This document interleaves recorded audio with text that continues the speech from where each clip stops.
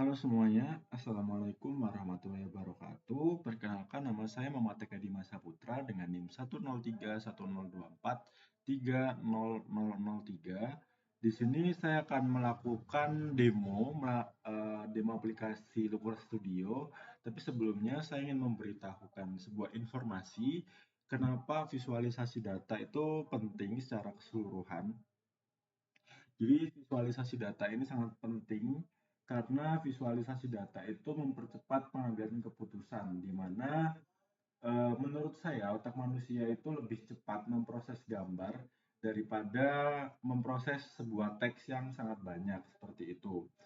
Lalu untuk visualisasi data ini juga merubah baris data yang rumit menjadi wawasan yang lebih instan atau bisa kita lihat langsung secara instan.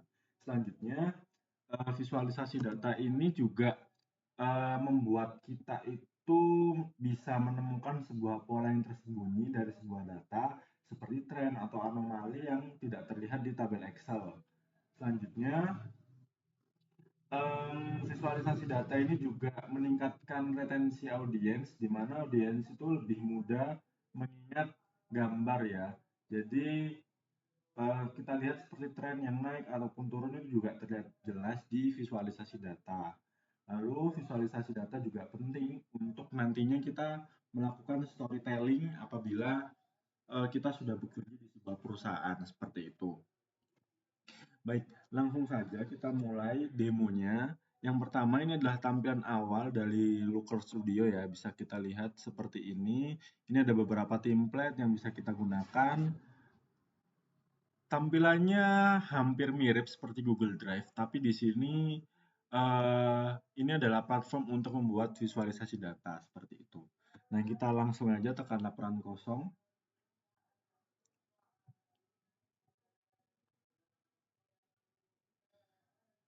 Nah, ini adalah tampilan awal, nanti akan muncul pop-up dari bawah seperti ini. Ini bisa kita gunakan untuk mengekstrak data. Nah, karena aku udah ngekstrak data, nah ini tinggal kita pakai aja ya. Ini data yang pertama, jumlah tempat tidur berdasarkan teks, di mana data ini saya dapatkan dari kuliah tamu sebelumnya, seperti itu.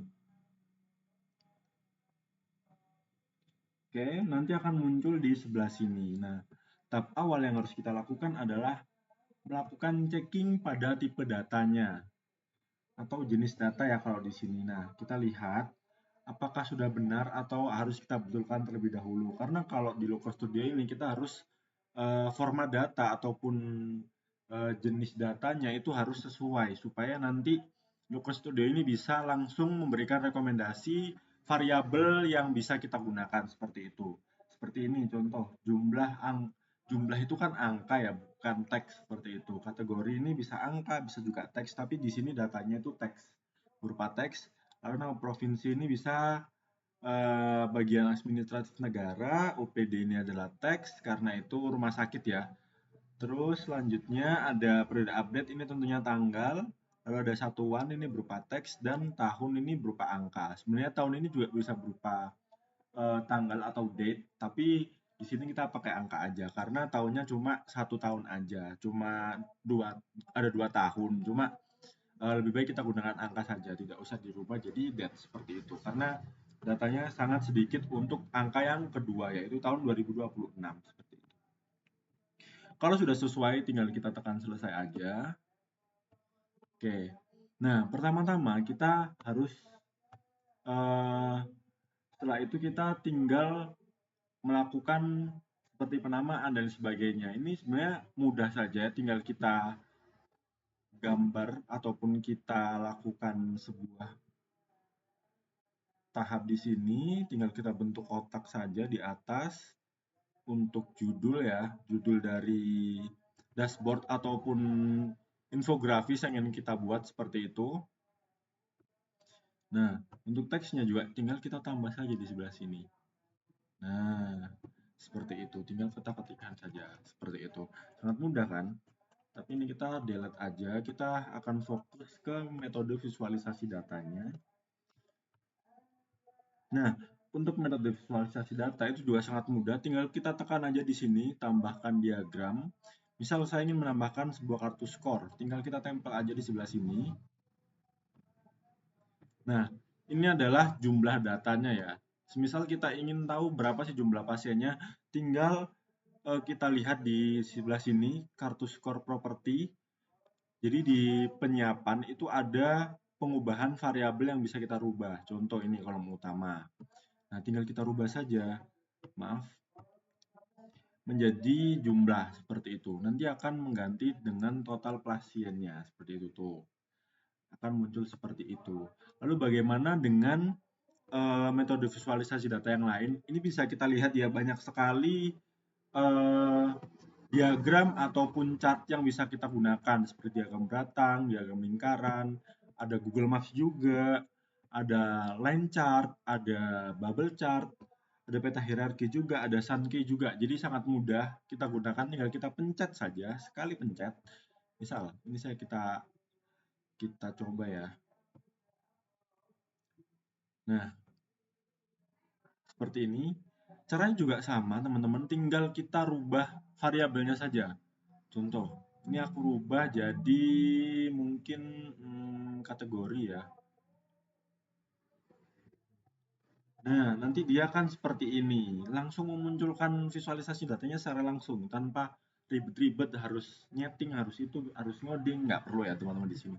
Tinggal kita pencet-pencet aja. Nah, tapi di sini ada anomali data nih, total data kan seharusnya nggak perlu muncul ya. Karena itu nanti merusak dari eh, persentase total keseluruhan data. Tinggal kita rubah saja, di sini kita tambahkan filter, kita pencet yang kategori. Nah, total ini tinggal kita uncentang aja atau tidak perlu dicentang, langsung kita terapkan. Nanti datanya ini akan berbarui. Nah, seperti ini teman-teman. Sangat mudah kan? Lalu selanjutnya kita akan melakukan, kita kasih contoh lagi yaitu di diagram batang misal. Seperti ini, tinggal kita ganti saja untuk dimensi ataupun variabelnya. Pencetnya yang di sebelah sini ya teman-teman, karena kalau sebelah sini ini untuk ngedit seperti itu. Misal aku ganti dengan OPD ataupun nama rumah sakit ya, OPD itu. Tuh langsung menunjukkan mana rumah sakit dengan pasien terbanyak seperti itu. Tuh langsung bisa terlihat. Nah, caranya itu semua diagram hampir sama seperti itu, tinggal kita pencet dan pilih variabel aja, tinggal kita sesuaikan, bisa juga kita edit-edit di sebelah sini, gaya mungkin warna fontnya, atau mungkin eh, horizontal, apakah mau vertikal untuk diagram batang, untuk ketebalan data, warna datanya seperti apa, jenis fontnya, warna fontnya, ukuran fontnya, itu bisa kita atur di sebelah sini semuanya teman-teman. Jadi tinggal kita edit-edit aja, sangat mudah bukan cara menggunakan Local Studio ini. Secara keseluruhan mungkin sama seperti ini ya teman-teman. Ini nanti hasilnya akan jadi seperti ini, seperti itu. Nah, di sini ada beberapa eh, diagram yang sudah saya buat atau visualisasi data yang sudah saya buat, di mana di utama ini tentunya saya akan membuat kartu skor, di mana ini sangat penting untuk memberikan eksekutif summary ya. Jadi biar audiens itu juga langsung tahu angka-angka kunci apa yang eh, ingin kita analisis di sini gitu loh, supaya nanti audiens itu juga tahu konteks skala apa yang sedang kita bahas. Skalanya itu ada berapa, seperti itu. Di sini juga ada beberapa filter ataupun fitur yang bisa digunakan. Lalu selanjutnya di sini ada donut chart ya. Ini untuk menunjukkan presentasi kategori kelas yang ada di seluruh rumah sakit di Jawa Timur. Jadi paling banyak ini ada di kelas 3 ya teman-teman, ataupun kategori kelas 3 seperti itu. Lalu di sini juga ada bar chart di mana ini menunjukkan jumlah pasien per rumah sakit gitu. Ada rumah sakit paling tinggi ini ada RSUD Dr. Sutomo. Lalu di sini juga ada line chart yang menunjukkan tren pasien di setiap bulannya seperti itu. Di sini juga ada bubble chart. Lalu di sini ada